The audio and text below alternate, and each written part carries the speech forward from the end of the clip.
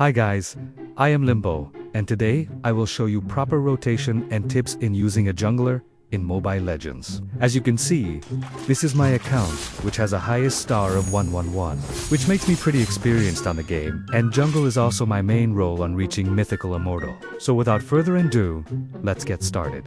Also, don't forget to like and subscribe, guys. First tip, good attitude and discipline. As you can see in my scenario, my teammate did not let me pick jungle, and since he is already in mythic rank, meaning he's probably more experienced than me, I decided to adjust, which can help not only me, but also my teammates to win the match, because at the end of the day, winning is what matters. Having a good attitude is essential if you want to be an effective jungler. First, jungling is a very popular role, so there is always a high chance you will run into other players who also want to jungle. To handle these situations, you need to stay positive, disciplined, and be willing to adjust and adapt. A good attitude also helps. You build chemistry with your teammates, which is especially important when playing solo.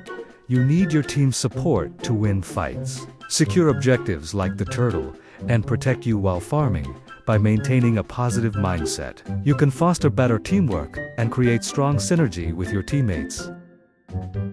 Second tip, picking the right hero. By picking the right hero, you can counter the enemy's lineup. For example, if the enemy has a lot of crowd control or CC, you can use heroes like Fredrin, Barats, and other tanky jungle heroes. On the other hand, if the enemy does not have a lot of CC, you can use aggressive assassins like Ling, Lancelot, Fanny, and more. Having this basic knowledge can increase your potential in winning the game as a jungler user. For example, in this match, the enemy had a lot of Nan crowd control heroes. So, I decided to pick Fanny, since they could not stop me while I am flying through the air. This allowed me to rotate quickly between lanes, apply pressure across the map, and dive in and out of fights without much risk.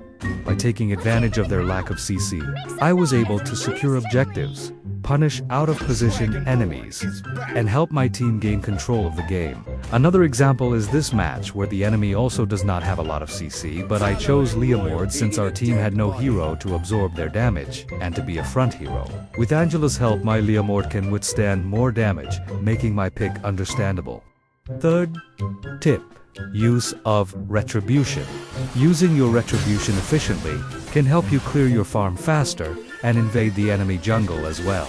By using your Retribution right after the buff spawns, it helps, because while you are killing the buff, the Retribution is already cooling down. Meaning, you can use it again sooner, compared to using it when the buff is almost dead. But make sure to use this only when the enemy does not have heroes like Franku, Khalid, Navaria, or other heroes that can potentially steal your buff early or invade your jungle at the start of the match.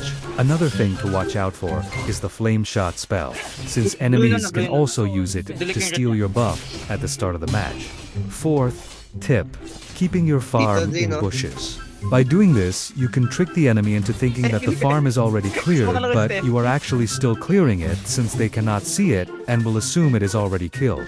This tip might not look like much, since it is just hiding your buff in a bush, but it will be a huge help because you can also prepare for enemy invasions at the same time. Fourth tip, your gold versus the enemy jungle gold after taking your first buff. After taking your first buff, it is very important to compare your gold to the enemy jungler's gold. If you both have the same gold, it means that both of you took the same buff, either the blue or the red buff, and this means your rotations will not meet. But if you have different gold, it means the enemy jungler took the other buff, which gives you a clue on where they might rotate next. You can use this as an advantage. Here is an example I made with my friend in a custom match. Here is an example of one of my favorite rotation that I use in high ranks.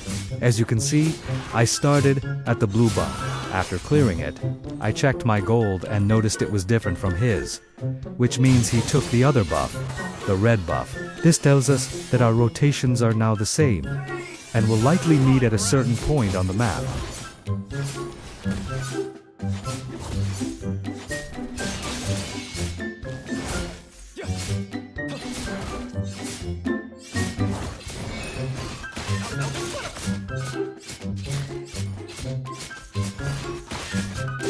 take advantage of this, I suggest you stick to your rotation, but avoid assisting the lane you're about to rotate to, since the enemy jungler will likely be there as well. Now, watch my rotation.